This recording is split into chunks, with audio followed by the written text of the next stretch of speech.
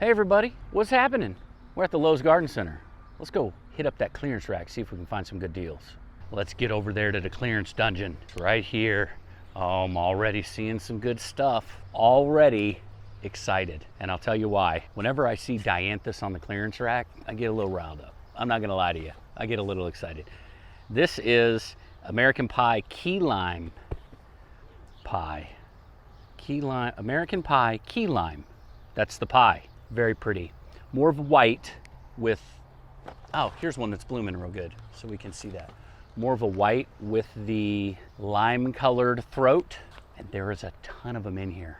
Well, shoot, this is a flat of 6, another flat of 6, another 3 there. Might not be able to afford it even if I do get a really good deal on them. I'm gonna say there's 18 or 20 in here. No, there's more than that. There's probably 25 in here. You got some down on that bottom rack. You got some down on the bottom rack. There's about 3 over here. There's 2 or 3 right here. 18 over here. All right, all right. Oh, what do we got here? Pulmonaria. I mean, I've got some shade stuff kind of working, and that would work well for that. I just don't have them ready yet. But I've got a bunch of full sun stuff that I could plug them in. There's been some whispers about a $100 challenge. Can I do a bed for $100 with just clearance plants? And I guess you'd have to just do clearance plants. But I'm having a what am I trying to say? I'm having a conscience conundrum, a conundrum of conscience, where I've got some older customers, or I've got some older neighbors across the street that I would love to start working on their landscape because they both really, really like that sort of thing. They're just too far along in the years to really maintain anything. So that's gonna fall onto me. Do I wanna create that kind of environment for myself? Now I have completed the 3 circular flower beds around a split rail fence that I'll be showing you guys whenever I can get around to doing it. That's looking pretty good. I used those Sunfinities I got at Walmart for $2 and some clematis. So it's gonna be sharp, not this year, next year. So I'd like to work in some perennials there. The issue is I didn't have that many. I only had 6 dianthus that I got for $1 at Walmart, and they're looking a little rough after the heat wave. So really, oh, hey, look at this. Really banged up echinacea. Looks like it has been overwatered. This is Sombrero Rosada, R-O-S-A-D-A. And pretty. Let's get a height on them, because if I remember right, the Sombrero series isn't as tall. Well, 18 to 20 inches tall, but how do you go wrong with echinacea? I don't really know if you can. They've got 2 of them. They're originally $11.98, so that's going to take them into that $7 range, which is the same thing with those dianthus. I didn't tell you that, but the dianthus is going to be about that cost too. Okay, so if we were creating a bed, dianthus and echinacea, we could pull that off, but it would be kind of a one-trick pony in all actuality. It would be spring when that dianthus pops, and then we get a little color out of it here and there. That wouldn't be enough. There wouldn't be enough seasons for me. So let's look around. Let's look around and see if there's something else we can grab. All right, I just went ahead and got a cart. I've been talking to some folks. I think we're gonna get some decent deals off of stuff that's already outside.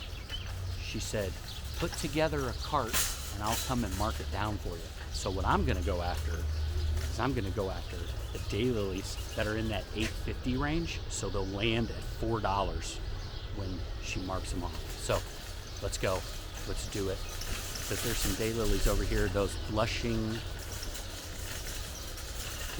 what is the name of the ones that I always get screwed up? So there's these really pretty ones here, Janice Brown.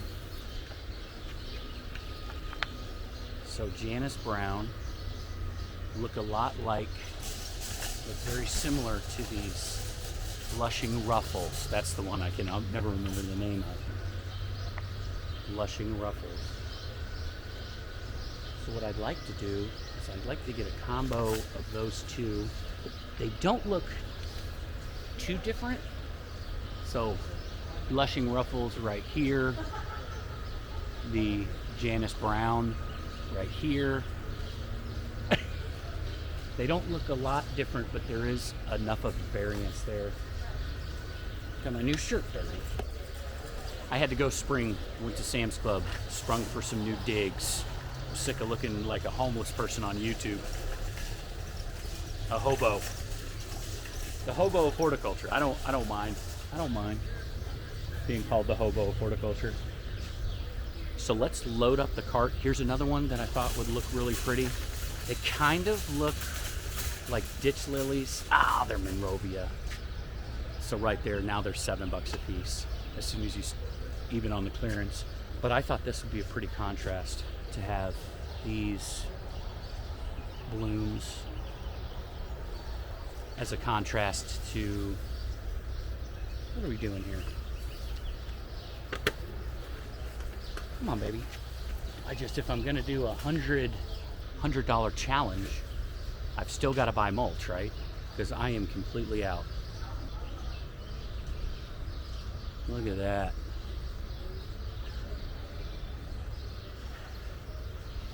And I know there is some daylily haters out there, and that's okay. If you're not a fan of daylilies, I'm not gonna bust your chops about it. I, however, am a fan of daylilies, and they don't bloom for a long time, but I like how they end up looking. They're all mentally distraught because they had that heat wave come through and it's really banging up plants, but they're out here in the full sun. Sometimes you're overwatering stuff, sometimes you're underwatering stuff. It's kind of a frustrating situation, but sometimes you're putting so much water out just to cool the area because it's so hot. And you have a tendency to overwater things like these echinacea here. Now, we did have a big thunderstorm come through with really high winds that blew a lot of this stuff over. I guarantee this echinacea and a myriad of other stuff hit the ground just because they just got blown off the table. I know for a fact it happened. Crepe myrtles from that heat wave, and they're dry. Look at all these crepe myrtles looking really rough. They just there's only 2 employees working here today. Is what it is, you know. And they've got plants to unload. They've got racks sitting out here on the dock waiting. So let's do flapping my gums. Get some more of these daylilies. And I think that's gonna be a really good start to a beautiful flower bed. I'll update you. So I got 8 of the blushing, did I forget the name again? No, I didn't. Blushing Ruffles. Okay, so I got two flats of the blushing Ruffles. Had to do some math real quick. Had to use my toes on that one. So we're gonna have 12 of those. And then I have some Asiatic lilies that I paid $1 a piece for at Walmart. Salvia that I paid $1 for. And then I have like 8 dianthus I paid $1 for. I think that's gonna be a pretty good flower bed. I would love to find something that would correspond bloom time wise, which I think the salvia is going to be close to the daylilies for her beds in the back. I don't know. We'll see. All right, I'm going to get out of the way real quick because I don't want anyone else hearing me say this, but she's going to give me those for $3 a piece. So now we're getting to the point where we can start building some landscaping, right? Okay, so other than not wanting to completely overdo it, I want to show you, oh man, I think it would be really pretty to just do a really daylily rich environment over there, but it scares me because there's not going to be anything else in there. Not so much creating a monoculture where I'm worried about nematodes or something coming in and just wiping it all out, because usually you can get on top of stuff like that because they're right across the street. I will see something like that happen. The main worry that I have is just getting one season out of it and disappointing her. I don't want to do that. There's really nothing else here, so I kind of have to rely on the things I already have. Like I said, I have those Asiatic lilies. I have some salvia that would would be real pretty, but we're just dealing with one bed. Maybe you don't know me. If you're new to the channel, welcome. I like to do stuff in mass. I'm crazy. I don't like little flower beds. I like big flower beds, which means if I do a big flower bed, then I'm gonna need big mulch energy, right? So I'm gonna need a lot of bags of $3.50, 2 cubic foot bags of pine bark mulch, because I am completely out of arborist chips at my house. And I'm trying to get another load, but it's really like they're not gonna go out of their way to dump because that costs some money. If they're in my area, they'll dump to me, but it is what it is. So let's continue. I just keep on shooting back here and updating you guys, but let me see what else I can get away with. I'd like to get some echinacea, but all the echinacea they have is Monrovia, so that echinacea is going to be like in the $12 range, and that is going to catapult me up to $7 a piece, which is scary. All right, let's get back to it. So this is the Happy Returns daylily. This is the one that has that more canary yellow color versus Stella, which is more of like an orangish kind of a antique gold color. I like the Happy Returns a little bit more. I think it's just a little bit more unique. You see a lot of Stellas around, and Happy Returns will bloom pretty consistently all year long. So that does excite me also, so it won't just be the same old thing. These are $6 a piece, but if I can get these marked down 3, which is realistically probably where it'll land, I would rather just get more blushing Ruffles, to tell you the truth. I mean, I like the color contrast, but there's something to be said about just overwhelming somebody with mass and beauty. Okay, we know what that's going to be. Let's get more blushing Ruffles. Okay, we have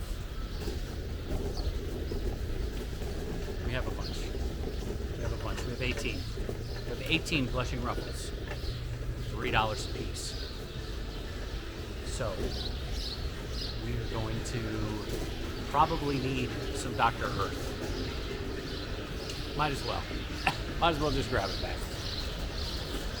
All right. I got really, really lucky. This is the last bag. Doesn't look good. Doesn't look pretty, but it's the last bag. We're gonna go ahead and take it. $10.98. I'll do it. Let's do it.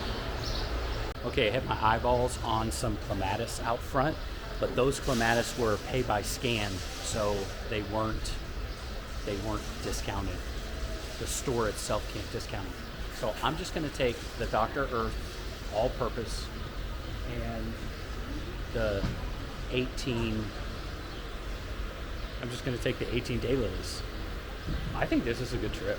I'm really excited. I think I can put something with what I have now. I can put something together pretty solid. All right, everybody. So had some really good conversations in line while we were rigging this stuff out, and so I've been here a little bit longer than I planned on, but I ended up getting 18 of these blushing Ruffles daylilies, and I just couldn't pass that up. So I ended up spending $70 on blushing Ruffles. I'm gonna keep track of it whenever I can actually find time and a location to do a full sun bed for her, my neighbor across the street. Then, and I think the backyard would be fun to focus on because she can walk right out on her back porch and she can look at her flowers. Versus the front yard, with cars parked and things like that, it's really hard to see the bed that I built for her recently. And I want her to be able to enjoy it. So I'm gonna keep track of it, and we're gonna stay at $100. It's gonna be very difficult because I'm gonna wanna put every single one of these beauties in there. So let's just see what we can do. This isn't officially a challenge yet. This is just me, thinking about it, and I feel like that would be fun to do, but I also feel like I might be pigeonholing myself into a subpar bed. But anyway, this is Landscape Rescue. I'm Stuart Moore, and thank you very much for letting me into your home to talk about plants.